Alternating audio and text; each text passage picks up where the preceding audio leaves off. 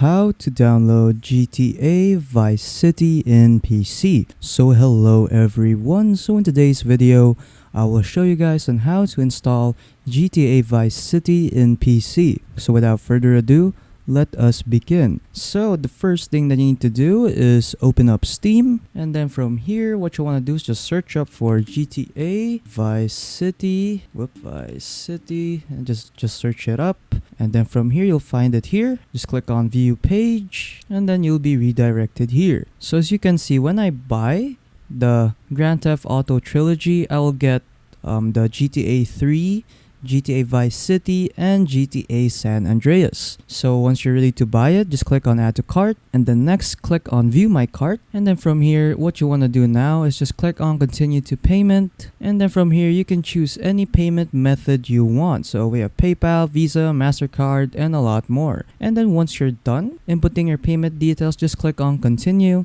And then once it's done, the game will be now in your Steam library right here. So for example, this is GTA Vice City.